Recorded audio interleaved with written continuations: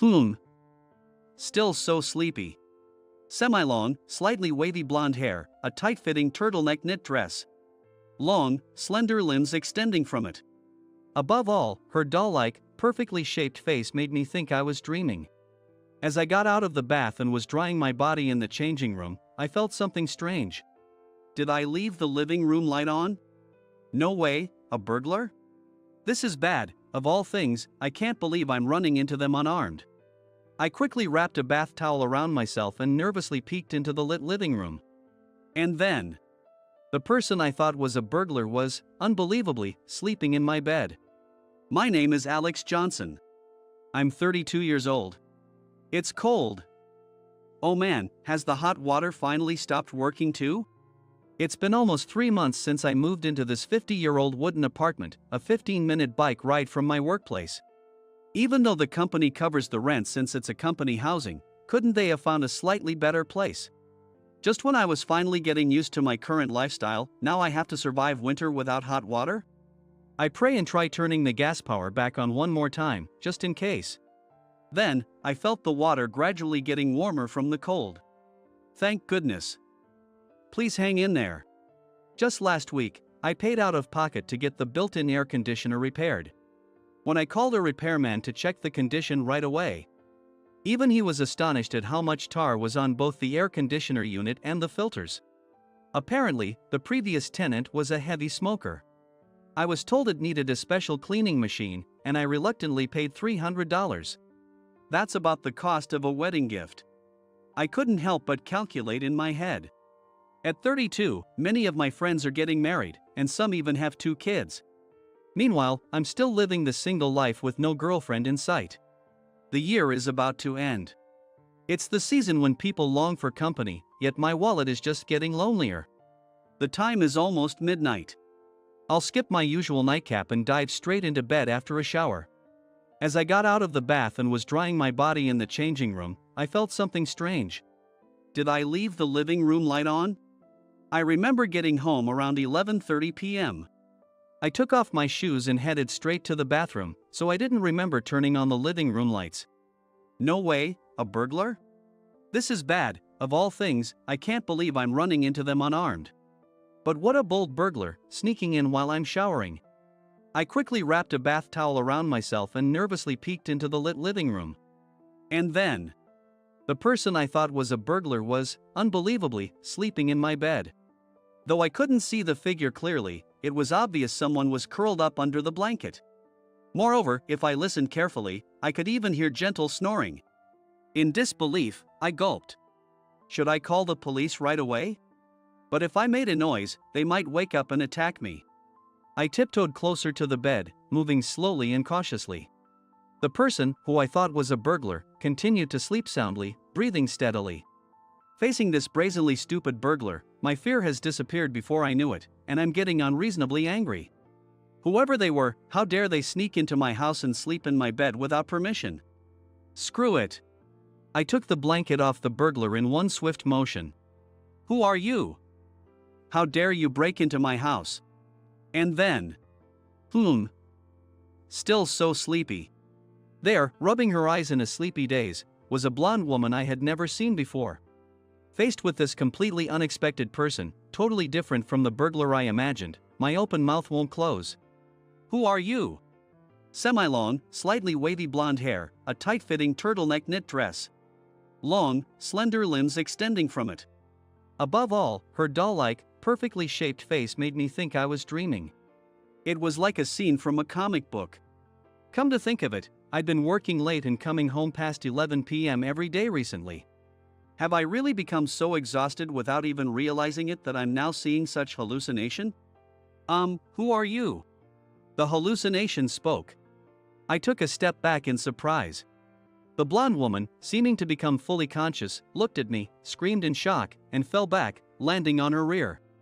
Who are you? I'll call the police.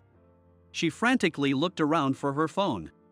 I could understand her wanting to call the police if she saw a strange man standing in front of her in just a towel. But then she seemed to realize the absurdity of the situation. Gradually, her expression changes to one of having done something outrageous. No, that should be my line. This is my house. That's right, there was no mistake. This was my house. The navy curtains I bought online 3 months ago, the acoustic guitar I dabbled with in college because I thought it might make me popular. And the photo of my beloved dog, Buddy, from back home. Everything here was undoubtedly mine. The blonde woman bowed deeply. I feel like crawling into a hole. I'm so sorry. I seem to have entered the wrong room. My name is Emma from room 302. Room 302 was directly above mine. How did you get in? And wouldn't you notice the different room atmosphere? She continued apologetically while still bowing. I always lose my keys if I keep them in my bag, so I hide them behind the gas meter. And I was drunk, so I just wanted to sleep. I also can't sleep unless the lights are on, so I turned them on myself. Hearing her explanation, I leaned back in exasperation. In this day and age, how could a young woman be so careless? I couldn't help but feel a fatherly instinct towards her, even though we had just met. But as I listened to her story, I realized I was partly to blame. Actually, I also kept a spare key behind the gas meter just in case of emergencies. I never thought it would be used like this. I understand your situation. Well then, please go back to your own room. I have to get up early tomorrow. With that, she quickly grabbed her things and left the room, head down. Oh dear. What a disaster. Should I be grateful it wasn't a burglar? But I decided that from today, I would stop hiding a spare key behind the gas meter. I had completely cooled down. Should I take another shower? But if the hot water doesn't come out again, I might really catch a cold. To warm up quickly, I boiled some water and made instant coffee. The fragrant steam and pleasant aroma made me close my eyes slowly. 3 months ago, I never imagined I'd be moving into such an old apartment. Kevin, if we install this boiler system, we can reduce heavy oil usage by about 40%. Shall we try it with our denim production this season? I was a denim designer at a major apparel company. In recent years, the issue of environmental pollution in the fashion industry has been widely discussed due to the impact of the SDGs. It's known that making a single pair of jeans uses over 10,000 liters of water. Moreover, the wastewater from production contains many toxic chemicals and synthetic dyes. Criticism that this is a cause of environmental destruction has been growing louder each year, making it a problem we in the fashion industry can't ignore. That's why I thought we needed to take action and consider the future. As a step, I proposed using the latest boiler system for denim production to our chief, Kevin. However, such a large-scale system can't be introduced with our current budget. Leave the SDGs to other companies. We're all about mass production and efficiency. As long as it sells, that's fine. Fast fashion, no problem, he dismissed me. But if we keep thinking like that, this company will collapse. I desperately tried to convey the current situation. Nowadays, fast fashion not only affects environmental issues but also human rights. Kevin, you're aware of the collapse in Bangladesh, right? In 2013, a textile factory in Dhaka, Bangladesh collapsed. This factory was illegally constructed and was known to be structurally unsound, as pointed out by local experts. Nevertheless, the factory continued operations because the managers threatened the workers with dismissal if they stopped. In fast fashion, reducing costs is crucial. Many workers' lives were taken away due to the obsession of big company executives with cutting costs. Throughout history, the weak always suffer the consequences. As someone living in the fashion industry, I must never forget this event. It's time for us to change our policy. Making good products with environmental consideration. There are definitely consumers who will support this kind of manufacturing. So, I continued to appeal earnestly. But, okay. I'll think about it. Leave the documents there. Kevin, clearly annoyed, waved me away dismissively. I dropped my shoulders and trudged back to my designer department. We have to make products that sell as a business. To do that, we have to provide what matches customer needs. It's an obvious fact. I fully understood that. But times are constantly changing. Clinging to old fixed ideas and creating products that are thrown away after a few uses isn't good enough. If we find value not only in the end product but also in the process itself, the finished product will naturally become something great. It should turn into clothing that is loved for a long time. And yet, why can't they understand that? A few days later, I was ordered by Kevin to transfer to a denim factory in North Carolina. Why am I, a designer, being sent to a factory? I can't accept this. I protested. But my plea was ruthlessly dismissed. I've told you many times. There just happens to be a shortage of staff, and you were chosen because you're single. If you don't like it, you can quit. It's a lie. Kevin clearly wanted to get rid of anyone who opposed him by sending them elsewhere. Rumor had it that significant land development was planned for the area around the factory in North Carolina starting the year after next. By closing the factory and giving the land to the government, the company would receive substantial funds. Kevin was aware of this and ordered my transfer accordingly. Why? Why do I have to go to a factory that's going to be close? Feeling helpless, but without the courage to fight the company, and wishing to continue working in this industry, I had no choice but to accept the transfer. Since I was a child, I loved drawing. While my friends were crazy about vehicles and superheroes, I was always in the corner drawing what I liked. When I entered junior high school, I frequently spent my small allowance at art supply stores rather than playing games at home after school. Just seeing colored pencils and crayons arranged in gradients excited me. From an outsider's perspective, I might have seemed like a strange young boy. In high school, I became passionate about fashion. My sense of color was stimulated, and I loved coordinating different materials and designs in my head. I voraciously read men's fashion magazines and spent weekends visiting thrift stores. Among all fashion items, I was most fascinated by denim. Denim is unique clothing that has been loved by people of all ages and genders worldwide. Vintage denim, in particular, has become a brand in itself and is still traded at astonishingly high prices. As the term of distressed denim implies, the unique thing is, no matter how many holes or frays it has, strangely that becomes its flavor and works as a design. Only denim can do that. I was able to realize my dream of becoming a denim designer at this company. I couldn't abandon that dream now. So, 3 months ago, I moved into this old wooden apartment along with my transfer to North Carolina. The next day, I arrived at the factory early to handle some administrative tasks. Due to a shortage of staff, I had to manage inventory and handle financial matters, which made me sigh. Good morning. Oh, he's here. The youngest employee at the factory, Jake, had arrived. Good morning. You're always so energetic. Being young is great. I greeted Jake while glancing at the Excel inventory sheet. What are you talking about? You're only 32, right?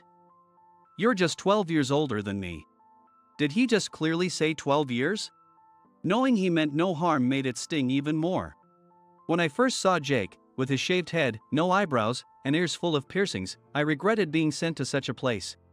I thought he would be a typical modern slacker, but after working with him, I realized Jake was surprisingly earnest. Jake's good point is that he doesn't pretend to know things he doesn't. And he can listen to people earnestly. It might sound simple, but as people gain work experience, they tend to become stubborn to protect their position and pride. While I don't regret clashing with Kevin, sometimes it's important to acknowledge others' opinions honestly. I never imagined that Jake, barely in his 20s, would give me an opportunity to reflect on myself like this. What impressed me most about Jake was his habit of coming in early every morning to experiment with original denim designs. Oh, I don't punch in for this. It's just for fun. This shared computer has professional design software that would be super expensive to buy myself. So I'm just happy to use it for free. Recently, it's become a morning ritual for Jake to fiddle with the design software while I handle administrative tasks. Alex, can I get some of that delicious coffee you always make? Hey, shouldn't you be the one making it? I grumbled, but I still made coffee for both of us. Despite everything, I really did like Jake. He reminded me of my younger self. Spending all day drawing designs, always carrying a style book in my bag. And though he was embarrassed and never showed me his work, I once caught a glimpse of it by chance. His designs, even if done for fun, were undeniably impressive. Energetic colors typical of youth combined with slightly vintage denim silhouettes. They might not appeal to the masses, but they would certainly attract a niche audience. If I were still in the design department, I might have recommended him to join our team. It's frustrating that I can't do that now. Furthermore, the factory's closure isn't widely known yet. What will happen to dedicated employees like Jake? Even my career future is uncertain. Alex. Alex. I was snapped out of my thoughts by someone calling my name. What are you daydreaming about? It's almost time to start. I'm heading back to the work floor. Thanks for the coffee. Jake quickly left, turning off the computer as he went. That's right, I need to focus on the tasks at hand. I looked at the pile of receipts on my desk and, sipping my now cold coffee, got back to work. During lunch, I saw Jake chatting with some colleagues, a grin on his face. Hey, Alex. Perfect timing. Want to grab a drink tonight? When I asked what prompted this sudden invitation, he mentioned a bar he's been frequenting. The bartender there is really cute. I want to ask her out, but she seems out of my league, so I'm hesitating. If you come with me, I'll feel more confident.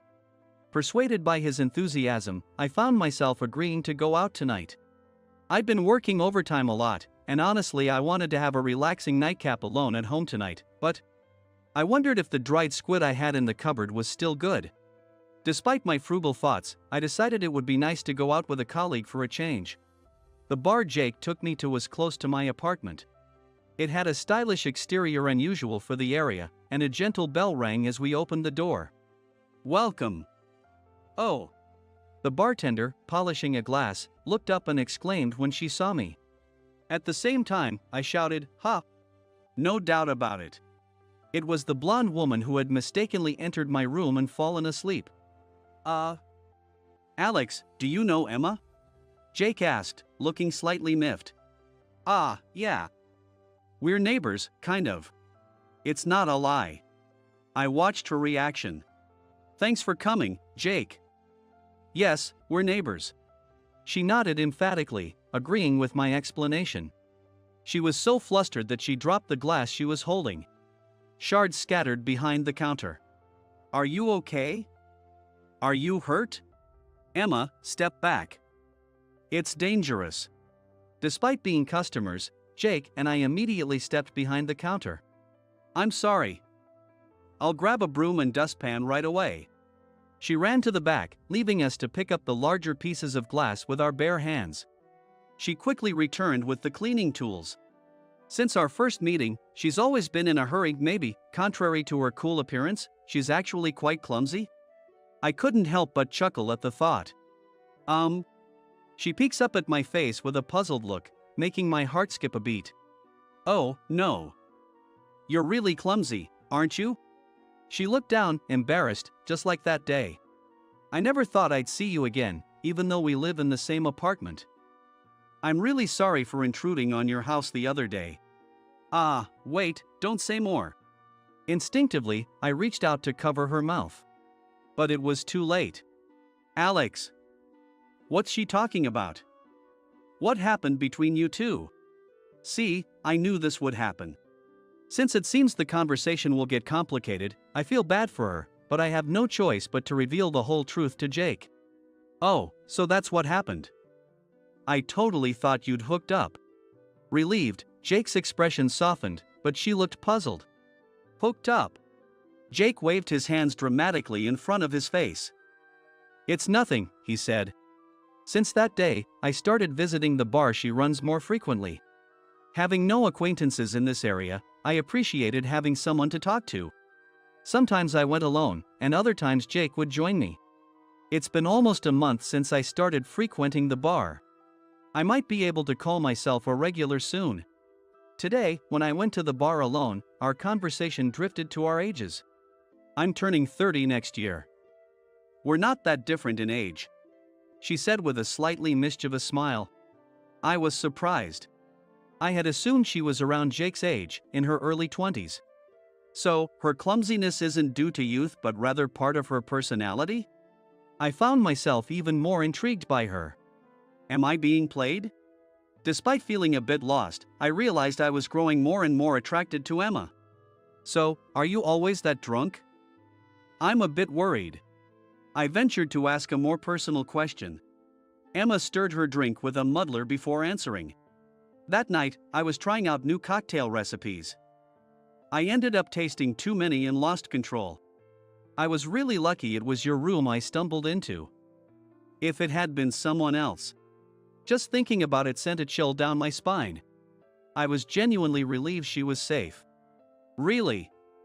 Being dedicated to your work is great, but please be careful.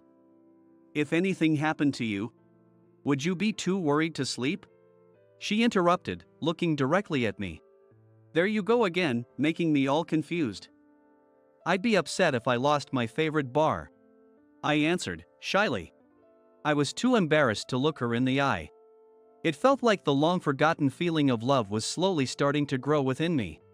Tonight, the moon is beautiful, and I don't want to go home yet. I wanted to stay a little longer, basking in this warm, fuzzy feeling. But, as usual, I settled for one whiskey on the rocks. When it comes to romance, I've always been a step short since my student days. Holding on to my sense of reason, I left the bar feeling a bit hollow. The next day, arriving at the factory still in a good mood from last night, I saw Jake rushing towards me, looking alarmed. Alex, is it true that this place is shutting down? He grabbed my shoulders, desperate for answers. So the time had finally come. I was yanked back to reality. How did you find out? How far had the land development plans progressed? There had been rumors before my transfer, but until now, there had been no official word from the higher-ups to me, the factory manager. When I turned on the shared computer, there was an email from Mr. Johnson. The official announcement was made this morning. Did you know about this? Alex? Jake looked at me with a mix of accusation and sadness. Sooner or later, if it was the truth, there was no use fighting it. There were rumors before I came here. But they were just rumors, and no official word reached me until today. Believe me. I answered sincerely, and Jake, looking convinced, slumped his shoulders. I really enjoyed work every day since you came, Alex. Even when I was just messing with the design software. You'd tell me all sorts of technical stuff and funny stories about your mistakes. Those mornings were a blast. Yeah, I understand. I get it, Jake. I felt exactly the same way.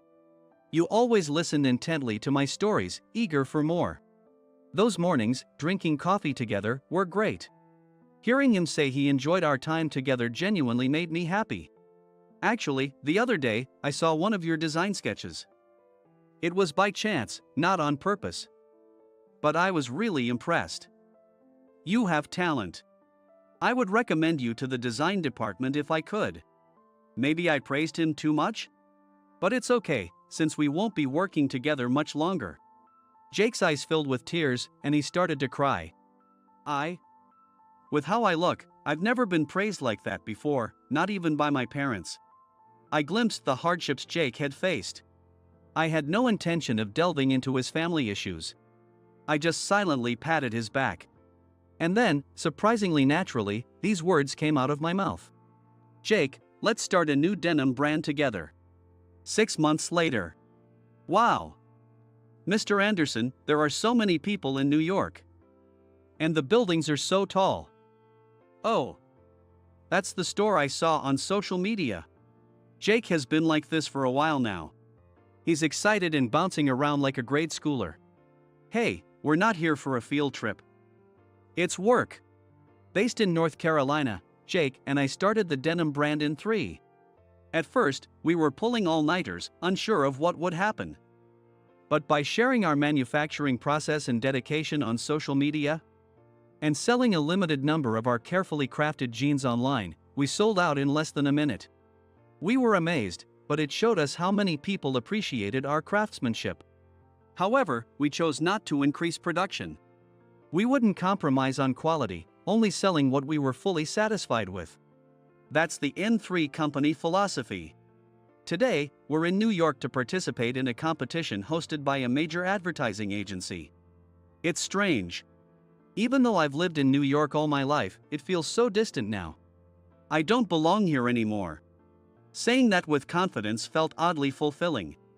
Mr. Anderson, if we win this contract, they'll use our N3 denim in the next ad campaign, right? Yes, if we get this, our business will really take off. Well, if it isn't Alex. I wondered what you were up to after the factory closed. That voice. I turned around, feeling a sense of dread, and saw Kevin, the very person who had sent me to the factory, grinning at me. Long time no see, Kevin. I greeted him out of politeness. So you're a small-time CEO now, huh? Well, good luck. Though we've basically already won this competition, he said, walking briskly ahead. What does he mean by that? Does it mean we have no chance? Jake asked anxiously. Kevin had been with the company for years and had many connections. He was the type to always align with powerful people, so it's possible he had connections with the competition's organizers. But I didn't want to dampen Jake's enthusiasm with such talk. Don't worry, we'll be fine. Come on, let's go. We headed to the competition venue, determined. As we entered the venue, several participants were already there, starting their pitches to the hiring companies. Looking towards the back, I saw Kevin chatting and laughing with some people who seemed to be part of the hiring team. As expected. I clenched my fist in frustration. Then, it was Kevin's turn to present. We offer products that satisfy while keeping costs extremely low. By constantly creating new designs, we stimulate consumer purchasing and boost the economy, combating inflation. Until last year, I was in the same company as Kevin. I might have been the one standing there, delivering those words. But the content of his pitch was far from my current ideals.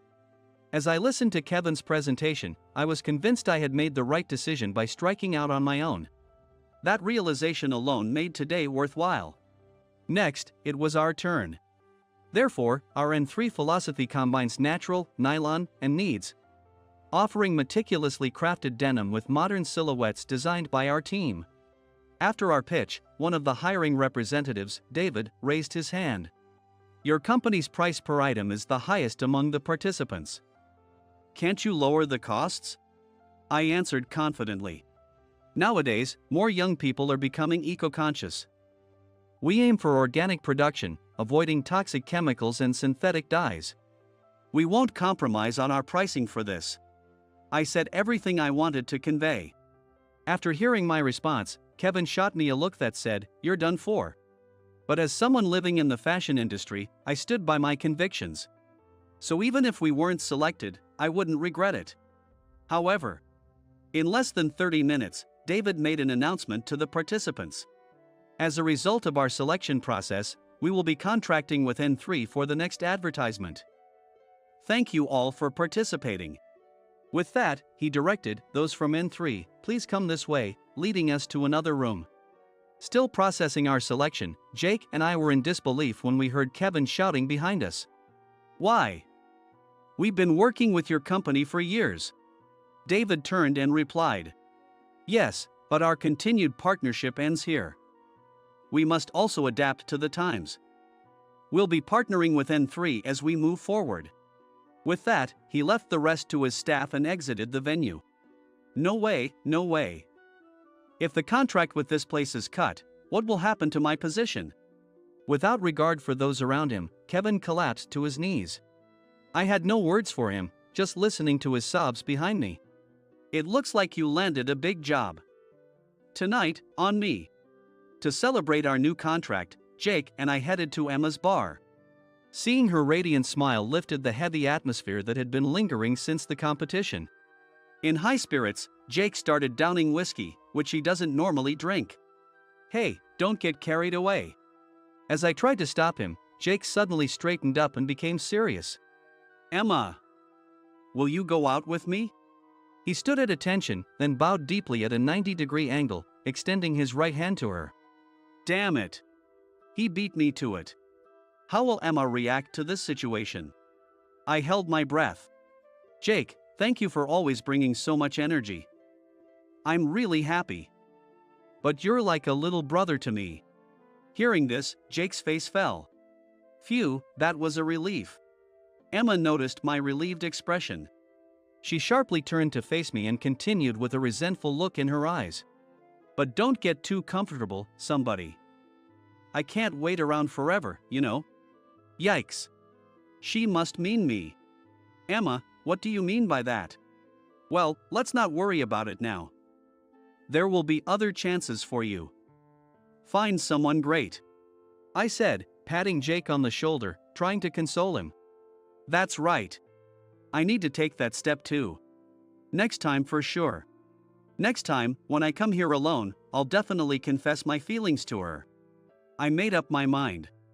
But tonight, I want to enjoy this moment with the three of us a little longer. Jake, Emma, and me. Surrounded by the two people I care about, the happy night wore on,